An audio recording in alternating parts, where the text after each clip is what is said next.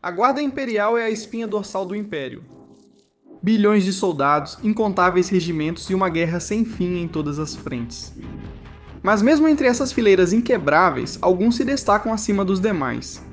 Comandantes que vencem com inteligência, guerreiros que se recusam a morrer e lendas que viram o rumo da batalha pela força de vontade. Hoje vamos mergulhar nos maiores heróis da Astra Militarum, seus feitos, seus sacrifícios e os mitos que deixaram para trás. Poucos dias antes da aposentadoria e, segundo ele, provavelmente já velho para isso. Comissário Yarrick construiu sua lenda na Segunda Guerra de Armageddon, tornando-se símbolo de resistência contra as hordas de orcs lideradas por Ghazghkull Traka. Ele já era um veterano experiente naquela época, mas quando o conflito irrompeu, o velho de Armageddon escolheu ficar e assumir um papel de comando. Além de sua habilidade em batalha, Yarrick era considerado um dos maiores especialistas do Império contra os orcs. Seu conhecimento das táticas e psicologia dos orcs o tornava essencial na luta contra esses saqueadores alienígenas. Yarrick também era conhecido por sua resistência quase sobre-humana. Durante a defesa da colmeia Hades, ele derrotou sozinho o chefe de guerra Orc Ugalhart em um duelo feroz, durante o qual Yarrick perdeu um braço.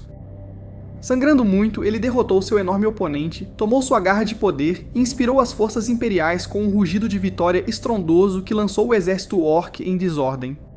Depois ele mandou adaptar a garra para funcionar como prótese do braço perdido. Sua lenda aumentou ao enfrentar o próprio Ghazghkull em combate. Embora ele quase tenha sido morto nesse confronto, apenas sobreviver já foi suficiente para garantir que ele se tornasse um dos novos adversários favoritos dos orcs. Yarrick perseguiu Ghazghkull até fora do planeta, mas foi capturado em uma campanha em Galgota. O velho comissário liderou uma revolta com outros presos, mas ela fracassou. Apesar de ser o único sobrevivente, a reputação de Yarrick como oponente feroz era valiosa demais para uma simples execução. Então, Ghazghkull o reconheceu como Grodd, um título que designa um grande inimigo digno de respeito, e permitiu que ele partisse. Yarrick voltou a Armageddon e frustrou Ghazghkull na Terceira Guerra, tornando o conflito um impasse. Mesmo após a retirada de Ghazghkull, Yarrick o perseguiu com uma frota de cruzada dos Templários Negros. O destino de Yarrick ainda é um mistério. Rumores sugerem que ele pode ter caído diante do primarca do Caos Angron, mas seu legado perdura como um testemunho da vontade inabalável do Império. Comissários conhecidos por sua determinação atuam fora da cadeia de comando do Militarum, mas o comissário Ibram Gaunt se destacou como um dos comandantes de regimento mais renomados do Império. Gaunt foi escolhido para treinar e liderar os 3 primeiros regimentos no mundo florestal de Tanith. Esses regimentos surgiram pela necessidade de tropas na Cruzada dos Mundos de Sabbath em andamento. Mas como frequentemente acontece no Império, esse mundo fronteiriço logo foi atacado e completamente dominado por uma enorme frota do caos. Enquanto o mundo desmoronava, Gaunt assumiu a missão de salvar o máximo de soldados possível. Ele conseguiu, mas a um custo terrível. A força de 3 regimentos foi reduzida a uma única força combinada. Essa unidade, conhecida como Primeira e Única de Tanith, foi designada ao comissário que o salvou e logo ganhou outro nome, os Fantasmas de Gaunt. Esses especialistas em furtividade e reconhecimento lutaram em incontáveis batalhas na Cruzada dos Mundos Sabbath. Após anos de conflito, Gaunt e seus fantasmas se perderam na disformidade. Durante a ausência deles, dados como mortos, Gaunt foi promovido a Lorde Militante em reconhecimento à sua liderança e sacrifício. 10 anos depois, ele voltou aos Mundos Sabbath e descobriu uma conspiração contra o mestre de guerra Makarov. Suas ações impediram um golpe perigoso e lhe renderam a promoção ao seu atual posto de Lorde Executor, além de ter sido eleito para ser o próximo mestre de guerra da Cruzada. No topo da rígida hierarquia do Astra Militarum, um seleto grupo pode decidir o destino de frentes inteiras, os comandantes de Segmentum. Cada um desses generais detém autoridade suprema sobre um dos 5 grandes Segmentai Majores, as vastas divisões administrativas do Império. De seus tronos, eles supervisionam o envio de regimentos, garantindo que a máquina de guerra do Império avance contra seus inimigos. Entre essas figuras titânicas está a Lorde Solar Arcadiano Leontus, o comandante supremo do Segmentum Solar, o próprio coração do Império, abrangendo a Sagrada Terra. A importância e o peso desse cargo não podem ser subestimados. Falhar na defesa do próprio mundo natal significaria o fim do Império. Mas Leontus não é um burocrata com um mapa de guerra. Ele é um senhor da guerra de astúcia excepcional e determinação implacável, um soldado que ascendeu nas fileiras não apenas por decreto, mas pela pura força de vontade e brilhantismo tático. Cavalgando para a batalha em seu cavalo cibernético, Constantine, o Lorde Solar é tanto um símbolo da supremacia imperial quanto um comandante. Sua presença simboliza a união e anuncia a vitória imperial. Como mestre em guerra e política, Leontus é arquiteto de grandes campanhas, sempre ponderando a sobrevivência do Império frente às crescentes guerras. Apesar de seus triunfos, Leontus também tem arrependimentos. Os horrores da Segunda Batalha de Terra ocorreram sem ele, pois suas tropas defendiam outra frente vital contra xenos e traidores nas fronteiras do Império. Apesar do dever, Leontus ainda se envergonha de não ter estado nos muros do mundo do trono durante o cerco. Em vez de deixar isso corroê-lo, ele intensificou os esforços, criando novas defesas para que Terra não ficasse vulnerável novamente. Sua contribuição mais celebrada para a sobrevivência do Império veio durante a Quarta Guerra Tirânica. Com os tentáculos da frota colmeia Leviatã se aproximando cada vez mais do Segmentum Solar. Leontus, ao lado do capitão-general Tragen Valores dos Adeptos Custodes, orquestrou a construção da Linha Santos. Um bastião inabalável de poder de fogo erguido entre o ataque dos Tiranides e o mundo do trono. Esse esforço foi crucial para atrasar o avanço do Grande Devorador, dando tempo ao Império reunir suas forças. Na Batalha do Bastião, o laço entre o Lorde Solar e o Capitão-General se fortaleceu quando Valorus abateu pessoalmente um assassino enviado pelos Tiranides para matar Leontius. A sobrevivência do Lorde Comandante permitiu que ele continuasse moldando o esforço de guerra. Se Arcadian Leontius é o escudo do Império, então o Lorde Solar Macarius foi sem dúvida sua espada flamejante. Seu nome é citado com a mesma reverência dos grandes conquistadores da história e nenhum comandante imperial superou suas conquistas até hoje. Ele foi o mais jovem Lorde Comandante Solar já registrado. Sua cruzada macariana segue como uma das campanhas mais notáveis. Em apenas 7 anos, Macarius liderou uma onda de guerra que conquistou quase 1000 mundos. Com fé inabalável e genialidade, ele derrotou todos os que se opunham ao domínio do Imperador, inspirando lealdade fanática em suas tropas. Mas quando seus exércitos alcançaram as bordas da galáxia, além da luz guia do Astronomicon, o medo se instalou e seus generais hesitaram. Derrotado pela fraqueza humana, Macarius recuou. Os registros oficiais afirmam que ele sucumbiu a uma doença nas selvas de Duca, mas a verdade é muito pior. Richter, um de seus protegidos, sucumbiu à corrupção de Nurgle. Macarius matou o traidor, mas foi ferido pela imundície do deus da peste. Antes de se recuperar, foi assassinado por ordem da Inquisição. Se foi por medo de seu poder crescente ou um ato de misericórdia, ninguém pode realmente dizer. Após sua morte, o Império se fragmentou, antigos tenentes se enfrentaram e surgiu a heresia macariana. Vários mundos conquistados caíram na anarquia antes de serem reconquistados pelo Império, mas o sonho do Império intacto de Macarius morreu com ele. Sua lenda persiste, suas estátuas se erguem em 1000 campos de batalha, lembrando o homem que quis conquistar as estrelas para o Império e a fraqueza dos que não estiveram à altura. Embora o Império se baseie em sacrifício, poucas forças armadas representam isso tão bem quanto o Corpo da Morte de Krieg.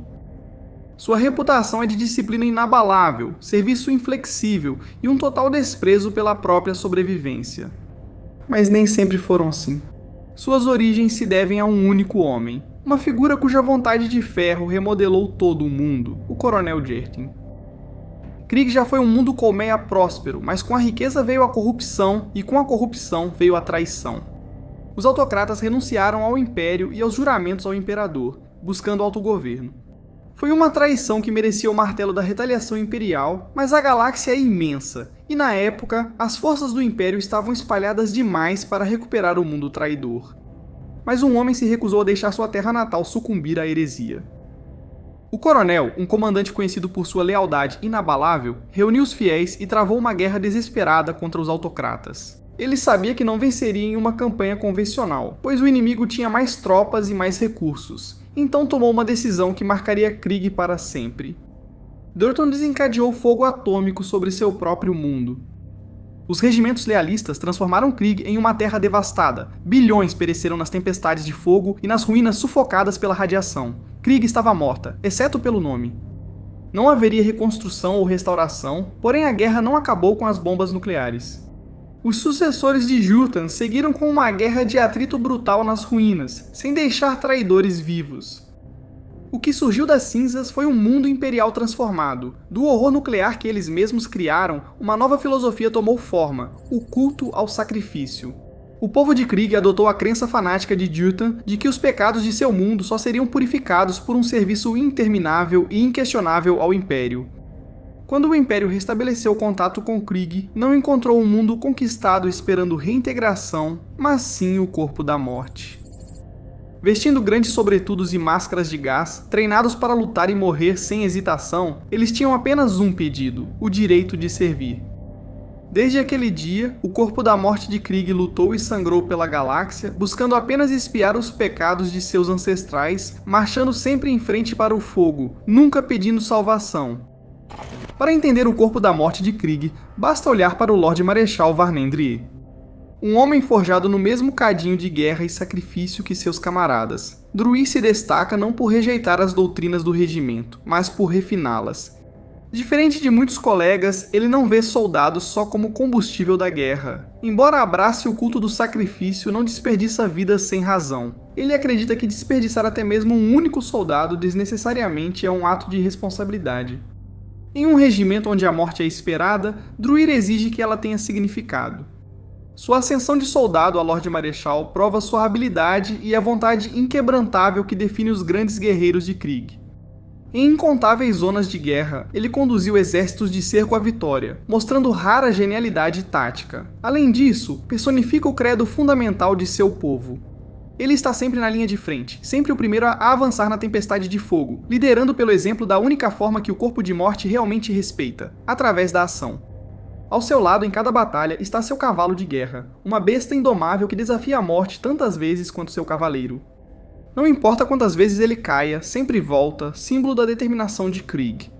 Alguns dizem que o Imperador os protege e nada na galáxia pode tomá-los antes da hora, mas Druid conhece a verdade. Ele entende a verdade que todo nascido em Krieg aceita. Um dia, a hora dele vai chegar. Um dia, ele pagará o preço pela expiação de seu mundo. Mundos duros formam soldados duros, e poucos são mais duros do que o mundo desértico de Tlaran. Das infinitas dunas vem o terceiro de Tlaran, famosos tigres do deserto, liderados pelo lendário capitão Al-Rahem, mestre da guerra no deserto e do engano. Na Cruzada Macariana, os Tigres do Deserto foram um dos regimentos escolhidos para invadir o árido mundo de Thoth. O planeta foi esquecido, seu isolamento trouxe heresia e o povo sucumbiu aos deuses sombrios. A nave de pouso de Al-Rahem caiu em meio ao deserto, deixando ele e seus guerreiros isolados, longe das linhas imperiais. Mesmo experientes no deserto, teriam morrido se o Zengo, tribo nativa alheia ao caos, não tivesse encontrado o capitão e seus homens. Eles ofereceram abrigo, conhecimento e informaram sobre a guerra em Thoth. Com anos de combate no deserto, Al-Rahem transformou o desastre em oportunidade.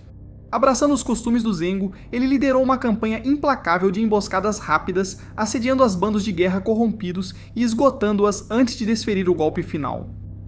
Com astúcia, paciência e determinação, ele destruiu as tribos corrompidas pelo caos e venceu. Mas triunfar pelo Imperador não protege da ira do Império. Após a vitória, a Inquisição julgou Thoth irrecuperável e o condenou à morte por bombardeio viral.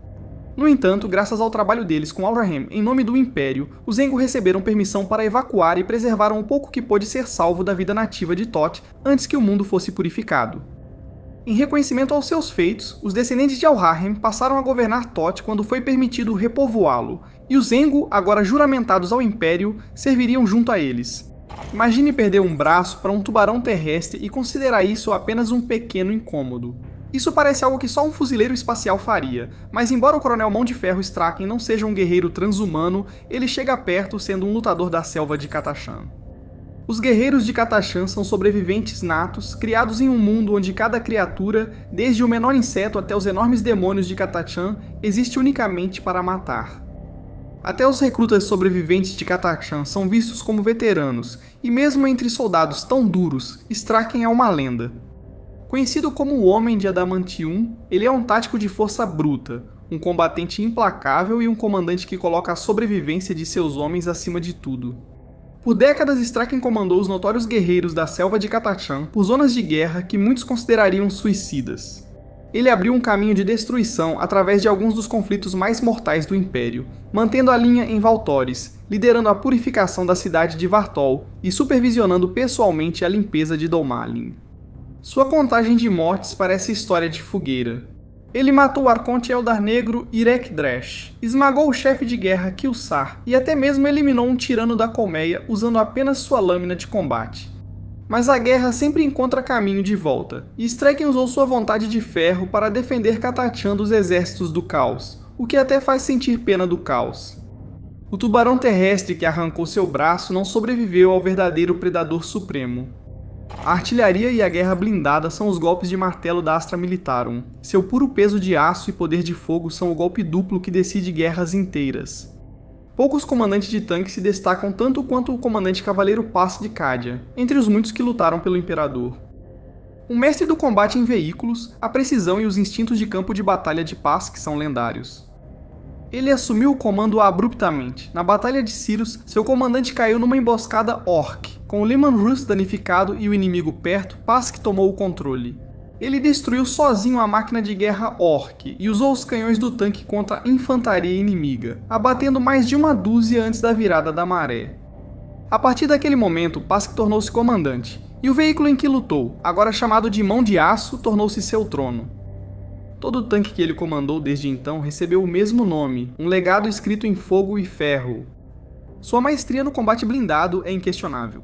Ele destruiu máquinas divinas em Tilaran, venceu as hostes Xenos da Tempestade de Ferro e esmagou muitos hereges sob suas máquinas de guerra. Servir sob o comando de Pask é uma honra almejada por todo tripulante de tanque da Guarda Imperial, pois ele só seleciona os melhores, aqueles com habilidade, disciplina e coragem para igualar sua própria ferocidade implacável. Dificilmente existe um cidadão imperial vivo que não conheça o nome Ursicar e Creed, um dos maiores comandantes do Império. Sua lenda foi forjada pela disciplina cadiana e táticas não convencionais, com planos tão engenhosos que até Baneblades podiam surgir do nada sob seu comando.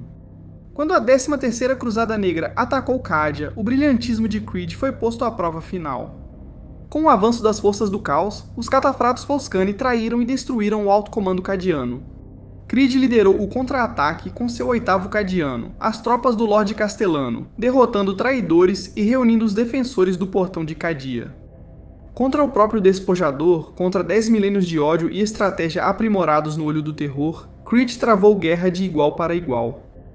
Ele era tão frustrante que Abaddon, em um último ato de fúria, lançou uma fortaleza de pedra negra contra Cadia, destruindo o planeta que Creed jurara defender.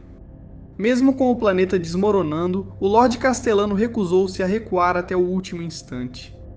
Mas Creed não caiu junto com Cadia. Ele foi levado pelo Senhor Supremo Necron, Trajan, o Infinito, um ser cuja enorme coleção de história imperial agora incluía o general cadiano roubado. Mesmo assim, Cadia resiste não só nos regimentos sob suas bandeiras, mas também na linhagem de Creed. Sua filha, Ursula J. Creed, eventualmente também ocuparia o cargo de Lorde Castellan, mas ela não herdou esse título, ela o conquistou. Ela se destacou na Cruzada Indômitos, tornando-se rapidamente conhecida por sua forte liderança enquanto os cadianos eram refugiados.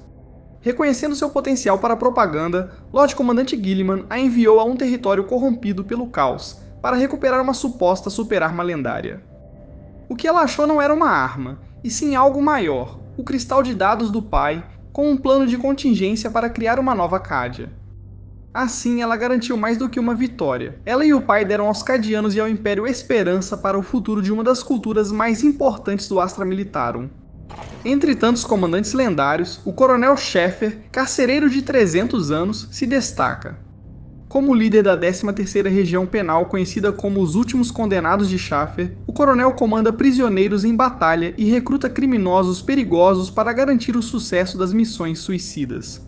Por todo o Império, ele vasculha celas de prisão e zonas de guerra, oferecendo aos condenados uma escolha, execução ou servir nos últimos condenados por um número indefinido de missões, na esperança de ganhar um perdão caso sobrevivam.